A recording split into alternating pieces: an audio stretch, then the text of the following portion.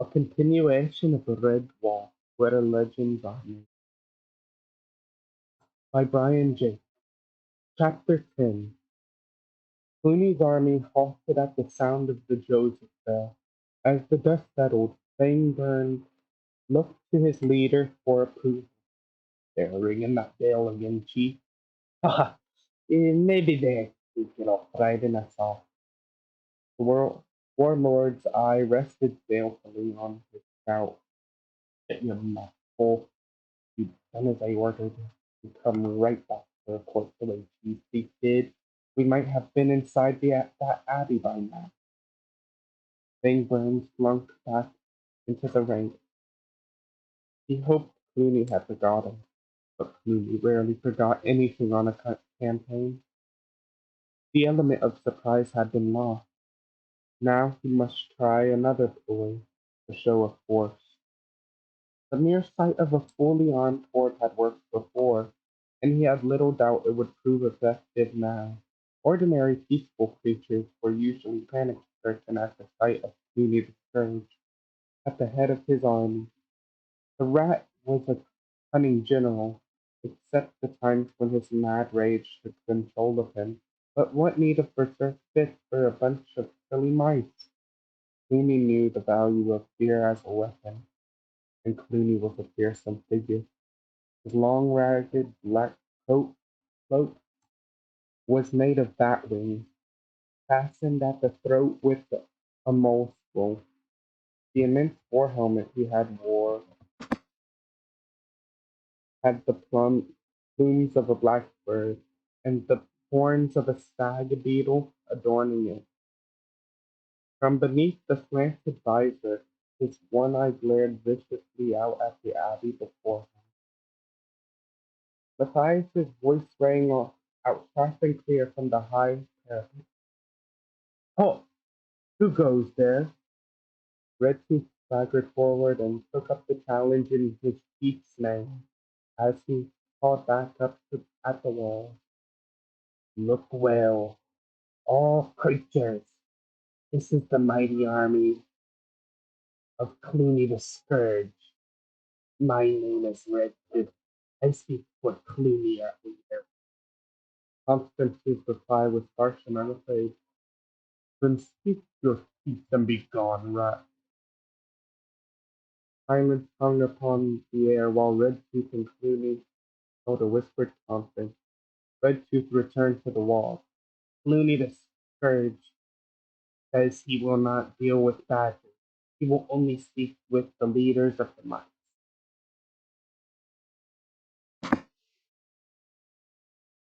Let us in, so that my chief may sit and talk to your chief. Redtooth dodged back as his request was greeted by howls of derision and some loose pieces of masonry from the rampart. These plump little mice were not as peaceful as they first looked. The rats looked to Cluny, but he was eyeing the abbot who had joined Constance and Matthias.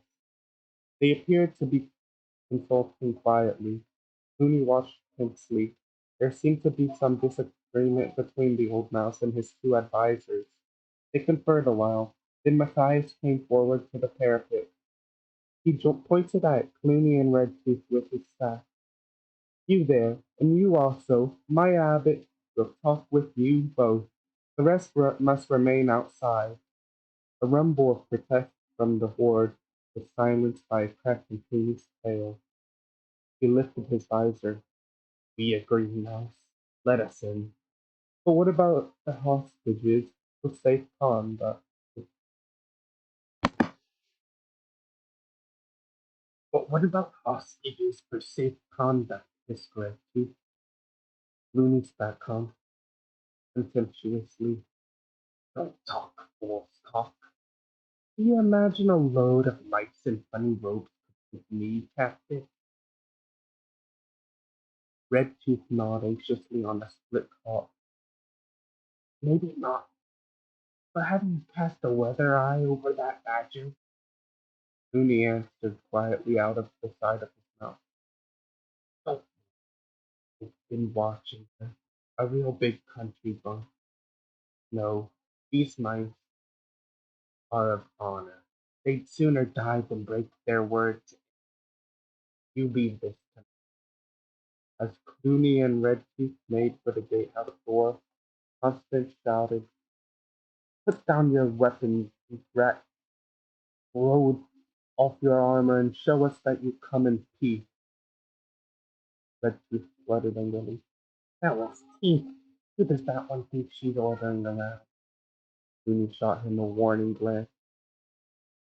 "Quiet, do as she says." Both rats took off their armor and placed it in a pile on the road. Matthias cried down to Cluny, "If you really are Cluny the Scourge, then we know of your tail. It is a weapon. Therefore you will knot it tightly round your waist so that it cannot be used." Cluny laughed mirthlessly. He squinted at Matthias and cracked his tail dramatically. "Young mouse," he called, "you do right to ask this thing, but truly you are looking at Cluny the Scourge." Having said this, he took his tail in his claws and pulled the poisoned workpipe from his, tossing it on the armor pile. Cluny hitched his tail in a knot around his middle. "Now will you let us in, Mike? You can see we are unarmed." Ponderously, the heavy gate inched open. The two rats passed through a bristling forest of stags. The gate slammed shut behind them. Cluny mentally estimated the walls to be of immense thickness as he and Redtooth, ducking their heads, emerged from the tunnel-like arch into the abbey grounds, where Constance and Matthias were waiting in the sunlight. The defenders followed the two rats closely, menacing them with stabs. Matthias rapped out a curt command. "Leave us, mice. Go back to your duties on the wall." Unhappy at leaving the attic unguarded, the mice hesitated to obey the order to withdraw. Cluny addressed Matthias scornfully. "Here, mouse, watch me shift them." Suddenly he whirled upon the apprehensive creatures. The single eye rolled madly in its socket as Cluny bared claws and fangs, snarling, "I got a powerful hunger for mice. You'd best get aloft on those walls." Ha! Cluny leapt into the air. The mice scattered in panic. Constance stopped the proceedings with a loud, angry bark. "Here now, enough of that, rat. You are here to talk with the abbot. Get along with you."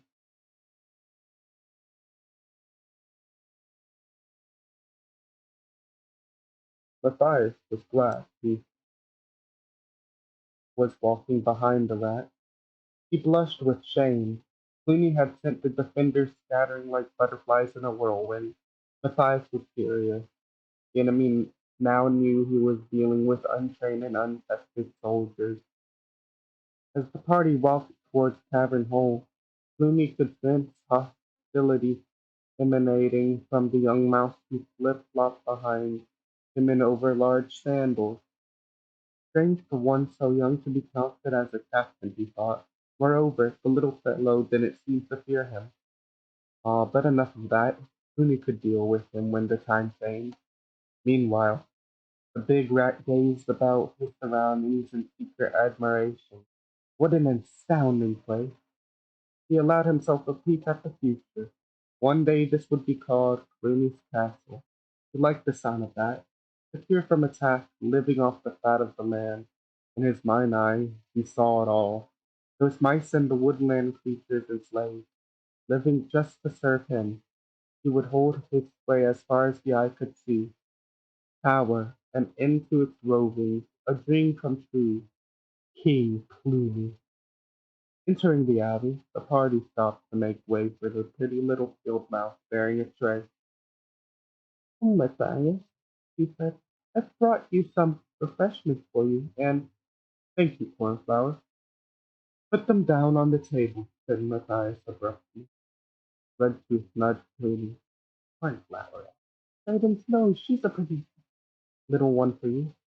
Cluny remained silent. He stood insolently watching cornflowers set the table in Cavern Hole, a pretty one indeed. The abbot indicated the stairs. They all sat except Cluny, who lounged against the table using the chair as a footstool. He glared at Redtooth until he and he stood and waited alongside his chief. Idly, Cluny picked up a bowl of honeyed milk and sampled it. Flop! He spat it out on the floor. The abbot folded his paws into the wide sleeves of his habit and stared impassively at the warlord. What do you want at Redwall Abbey, my son? Cluny kicked the chair over and laughed nightly. As the echoes died around the room, his face went grim. Your son. Ah, that's a good one. I'll tell you what I want now. I want it all, the lot, everything. Do you hear me? Matthias's chair clattered on its side as he sprang forward, breaking free from the restraining paw of the abbot. Listen, rat, you don't scare me. I'll give you our answer. You get nothing. Now do you understand that? Shaking with fury, Matthias allowed himself to be pulled back onto the chair. The abbot turned to Cluny. You must forgive Matthias. He is young and headstrong. Now, as to your proposal, I'm afraid it is out of the question. You should you or your army require medical attention, food, clothing, or help upon your way, you will find us only too willing to assist. Looney interrupted rudely by pounding upon the table until it was silent. He pointed a claw at Redtooth. Read him the article. Redtooth held up a tattered parchment. He cleared his throat. These are the articles of surrender to be obeyed by all creatures who come under the claws of Cluny the Scourge, or any of his commanders. 1. Surrender will be total and unconditional. 2. Cluny will execute the leaders of all who choose to oppose him. 3. All property conquered will belong solely to Cluny the Scourge. This includes homes, food, crops, land, and additionally all creatures dwelling on said property. They shall be owned by Cluny. What? Redtooth got no further. Unable to contain himself, Matthias set his staff ripping through the middle of the article. As the torn document fluttered to the floor, Redtooth launched himself at Matthias with a snarl. The Redtooth was actually in midair when a huge blunt paw knocked him flat. He lay stunned with Constance standing over him.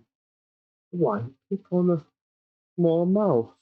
Surely a big, strong rat like you can deal with an old badger. Come on, try me for size. There was only the timely intervention of Abbot Mortimer that saved Redtooth's life. Constance, would you please let the rat up? Much as I would like to see him get his just dessert, you must remember we cannot break the law of hospitality in our abbey. Redtooth staggered shakily to his feet, backing warily away from the badger. Cluny spoke as if nothing had occurred. You Abbot Mouse, you have until tomorrow evening to give me your answer. Not normally given to anger, the abbot stared Cluny in the eye, his face a mask of cold fury. I will not need until tomorrow, rat. You can have my answer now. How dare you come here with your robber band to read articles of death and slavery to me? I tell you that neither you nor your army will ever set paw or claw inside the wall. Not will I or any of my creatures have breath in our bodies to fight and resist. This is my solemn word. Rooney sneered and turned on his heel, followed by Redtooth. He stamped out. On the stairs between Cavern Hole and Great Hall, he stopped and turned, his cold voice echoing between both chambers. Then die, all of you, every male, female, and young one. You have refused my term. Now you will suffer the punishment of Cluny.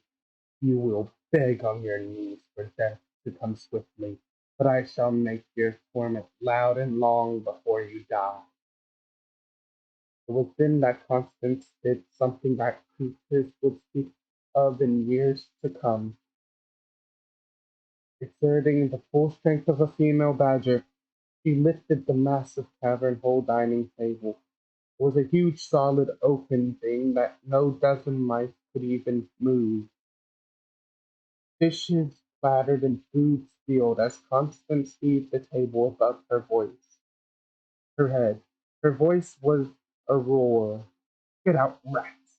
Leave this abbey. I'm weary of your voices. Hurry before I break the laws of hospitality and ask the abbot's pardon later. Go while you still have skull. With the best grace he could muster, Looney walked rather quickly up the stairs, followed by Redtooth, who laughed nervously. A country buckingham, chief. One more word from you back there, and she'd have thrown that table and crushed us. Remembering who it was that he had spoken to in this insolent fashion, Redtooth turned, expecting Clooney to deal him a blow for impudence. But nothing happened. Looney was standing transfixed, oblivious to all about him, even Matthias and the abbot who had followed him. Looney stood staring at the tapestry. Who is that mouse? He gasped. Matthias followed the direction of the rat's gaze. He walked to the tapestry with his paw outstretched. Do you mean this mouse? Looney nodded dumbly. Matthias, still with his paw outstretched, declared proudly, this is Martin the warrior. He founded our order, and I'll tell you something else, rat. Martin was the bravest mouse that ever lived. If he were here today, he'd just take up his big sword and send you and all your bullies packing.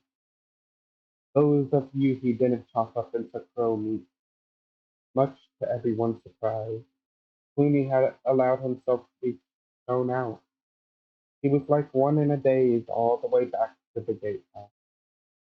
A hush fell over the mice on guard as Cluny and Redtooth were let out onto the road.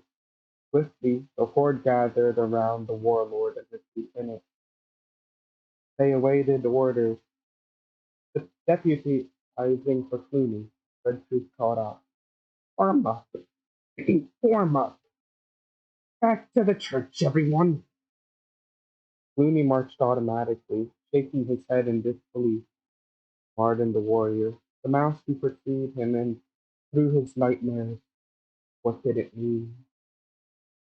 As Redtooth marched away, a voice hailed him from the wall. He turned and looked upward.